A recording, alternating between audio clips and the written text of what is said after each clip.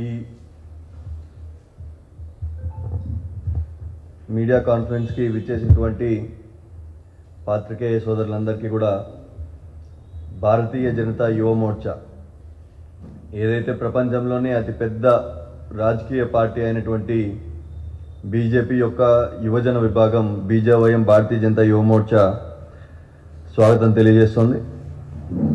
అయితే ఈ media conference యొక్క ముఖ్య ఉద్దేశం రాజకీయాలు అయితే కాదు. ఈరోజు నరేంద్ర మోడీ గారు 2014 సంవత్సరంలో నవ యువకులందరూ కూడా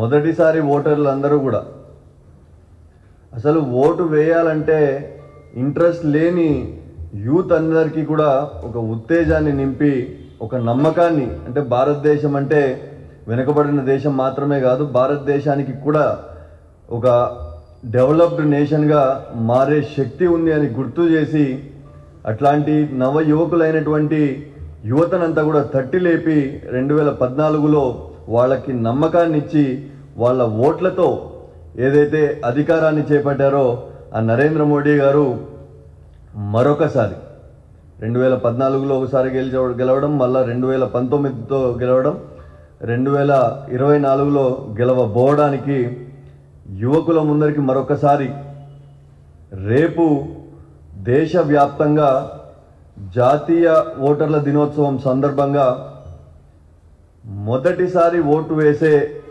మొదటి ఓటర్లని నవ యువకులందరినీ కూడా కలిసే ఆలోచనతో దేశవ్యాప్తంగా 5,000 లొకేషన్స్లో చేస్తున్నటువంటి నూతన ఓటర్ల సమ్మేళనం ఈరోజు ఆంధ్రప్రదేశ్లో కూడా 100కు పైగా యూనివర్సిటీల్లో, కాలేజీల్లో, అసెంబ్లీల్లో ఈ నూతన ఓటర్ల సమ్మేళనం భారతీయ జనతా యువ మోర్చా నిర్వహిస్తోంది. దీని యొక్క ముఖ్య ఉద్దేశం ఏదైతే 2014లో వేసిన ఒక్క ఓటు జీరో అకౌంట్లు, జన్ధన్ అకౌంట్లు తీసుకొచ్చింది నరేంద్ర మోడీ గారు. ఏదైతే 2014లో నరేంద్ర మోడీ గారికి వేసిన ఒక ఓటు ముద్ర పూచీకత్తు లేని లోన్లు ఇవ్వడానికి ముద్రా యోజనను తీసుకొచ్చింది.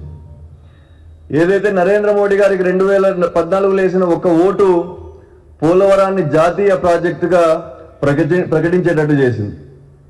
ఇదే ఆంధ్రప్రదేశ్ మంగళగిరిలో 2014లో నరేంద్ర మోడీ గారికి వేసిన ఒక ఓటు 1618 కోట్లతో ఎయిమ్స్ ఆసుపత్రిని తీసుకొచ్చింది, ఎన్ఐటి ఇన్స్టిట్యూట్ని తీసుకొచ్చింది, అనంతపూర్లో సెంట్రల్ యూనివర్సిటీ తీసుకొచ్చింది, కియాన్ తీసుకొచ్చింది, ఐఐటిని తీసుకొచ్చింది, విశాఖపట్నంలోని ఐఐఎం తీసుకొచ్చింది. ఇట్లా చెప్పుకుంటూ పోతే ముంబై దాడుల్లో జరిగితే ముందు అంజలి ఘటించే పరిస్థితి నుంచి 2014లో నరేంద్ర మోడీ గారికి వేసిన ఒక ఓటు పాకిస్తాన్లో చొరబడి ఆ పాకిస్తాన్ ఉగ్ర మూకల్ని సర్జికల్ స్ట్రైక్ చేసే విధంగా 2014లో నరేంద్ర మోడీ గారికి వేసిన ఒక ఓటు విలువ ఈ రకంగా ఉంటే, అదే రకంగా 2019లో నరేంద్ర మోడీ గారికి వేసిన ఒక ఓటు ఆర్టికల్ 370 తీసుకొచ్చింది. 2019లో నరేంద్ర మోడీ గారికి వేసిన ఒక ఓటు చంద్రయాన్ 3 కలలు సాకారం చేసింది. అదే 2019లో నరేంద్ర మోడీ గారికి వేసిన ఒక ఓటు అగ్నిపథ్ స్కీమ్ తీసుకొచ్చింది. అదే 2019లో నరేంద్ర మోడీ గారికి వేసిన ఒక ఓటు మన దుర్గమ్మ పాదాల చెందిన ఒక దుర్గమ్మ ఫ్లైఓవర్ తీసుకొచ్చింది. బెంజ్ సర్కిల్లో 2 ఫ్లైఓవర్లు తీసుకొచ్చింది. అట్లానే చూస్తే కరోనా మహమ్మారి ఏదైతే ప్రపంచం అంతా వణికిపోయి ఈరోజు ఉన్నటువంటి ఆ పరిస్థితుల్లో ఈరోజు మనమందరూ కూడా మాస్కులు వేసుకోకుండా ఈ కార్యక్రమం ఇలా నిర్వహించుకోవాలంటే 2019లో వేసిన ఒక నరేంద్ర మోడీ గారి ఓటు వల్ల ఈరోజు దేశంలో ఉన్న ప్రతి ఒక్కరికి కూడా 2 కోవిడ్ టీకాలు ఉచితంగా రావడం జరిగింది. ఇదే రకంగా 2024లో రానున్న సార్వత్రిక ఎన్నికల్లో నరేంద్ర మోడీ గారికి వేయబోయే ఒక ఓటు విలువ భారతదేశం యొక్క ఎకానమీని 5 ట్రిలియన్ ఎకానమీగా తీసుకుపోవడం, భారతదేశాన్ని సుసంపన్నం చేయడం, భారతదేశంలో ఒక్క యువకుడు కూడా నిరుద్యోగం లేకుండా చేయడం,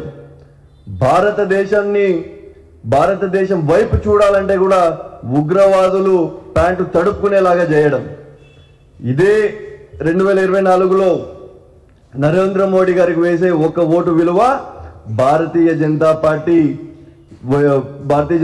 వేసే ఒక్క ఓటు విలువ భారతదేశాన్ని విశ్వగురు స్థానంలోకి తీసుకెళ్లడం ఈ ఓటు విలువ. కాబట్టి ఆ మొదటి ఓటర్లు ఏదైతే ఉన్నారో ఆ నవ యువకులందరినీ కూడా రేపు నరేంద్ర మోడీ గారు వర్చువల్ మాధ్యమం ద్వారా కలవబోతున్నారు. వాళ్ళందరికీ కూడా మొదటిసారి ఓటు వేయాలని, ఆ ఓటు యొక్క విలువని తెలియజేస్తూ దేశం యొక్క అభివృద్ధిలో ఆ ఓటు ఎంత కీలకమో కూడా తెలియజేస్తున్నారు. కాబట్టి ఈ రాష్ట్రంలో ఉన్నటువంటి మొదటిసారి ఓటర్లందరూ కూడా 18 ఏళ్లు పైబడిన మొదటిసారి ఓటు కలిగిన ప్రతి ఒక్క యువకుడు కూడా రేపు రాష్ట్ర వ్యాప్తంగా కాలేజీల్లో, యూనివర్సిటీల్లో బీజావయం చేయబోయే ఈ నూతన ఓటర్ల సమ్మేళనం కార్యక్రమాన్ని పాల్గొని విజయవంతం చేసి దేశం ఏదైతే అభివృద్ధి చెందుతుందో ఆ అభివృద్ధిలో మన ఓటు ఉండేలాగా చూసుకోవాలని చెప్పి మరొకసారి భారతీయ జనతా యువ మోర్చా తరఫున యువకులందరినీ కూడా రాష్ట్రంలో ఉన్న ప్రతి ఒక్క యువకుడిని, ప్రతి ఒక్క యువతని అందరినీ కూడా నేను అభ్యర్థిస్తూ సెలవు తీసుకుంటున్నాను. ధన్యవాదాలు.